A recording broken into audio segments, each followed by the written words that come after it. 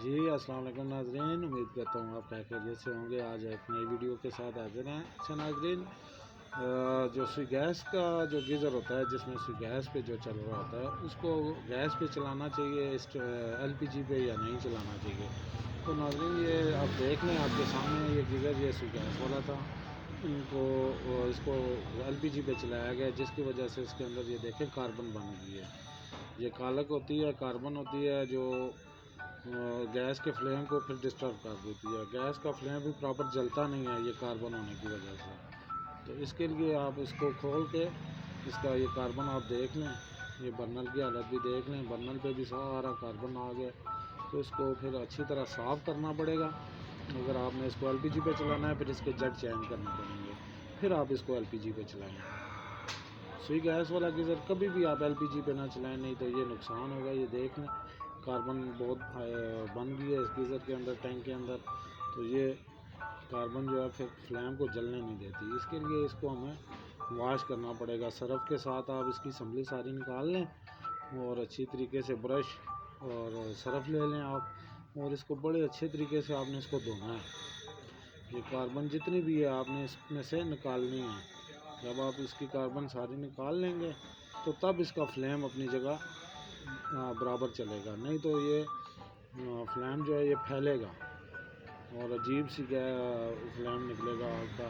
اس کے لیے اچھی طرح آپ اس کو دھوئیں سرف کے ساتھ، اور سارا اس کی جو اندر جالی ہے، اس جالی میں بہت کاربن بن جاتی ہے، وہ جالی کے اندر سے بھی کاربن آپ کو نکالنی پڑے گی۔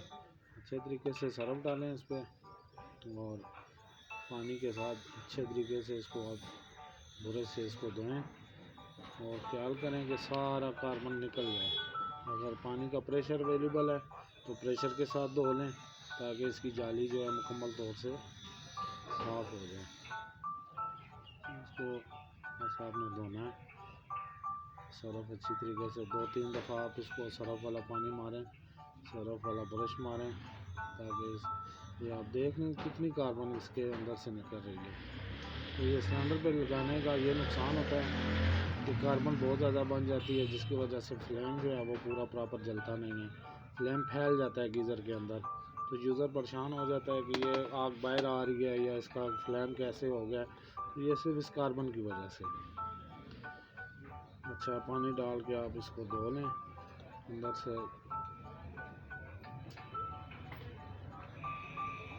کبھی بھی آپ جو ہے سوئی گیس والے جیٹ ہوں گیزر کے اندر، آپ کا گیزر سوئی گیس پہ چل رہا ہو، کبھی بھی اس کو آپ سلنڈر پہ نہ استعمال کریں۔ سلنڈر پہ استعمال کریں گے یہ نقصان ہوگا۔ اس کے لیے آپ کو اس کے جیٹ چینج کروانے پڑیں گے سلنڈر پہ چلانے کے لیے۔ سلنڈر والے جیٹ ڈلوا لیں، پھر یہ کاربن نہیں مارے گا، کاربن نہیں چھوڑے گا، اور پانی بھی صحیح گرم کرے گا۔ اس کاربن کی وجہ سے پانی پورا گرم بھی نہیں ہوتا، اور آگ بھی عجیب سی ہو جاتی ہے، پھیل جاتی ہے پورے گیزر کے اندر۔ تو یہ چھوٹی چھوٹی احتیاط ہیں، ان کو آپ فالو کریں تو انشاءاللہ آپ کو کوئی بھی نقصان، آپ کی چیز ڈیمیج نہیں ہوگی۔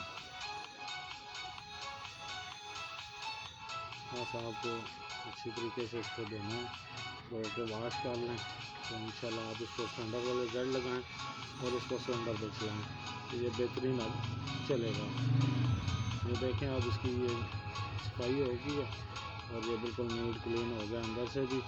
تو بہت شکریہ ناظرین، یہ چھوٹا سا ایک تھا میرے ذہن میں نے کہا آپ سے شیئر کر لوں۔ اللہ حافظ۔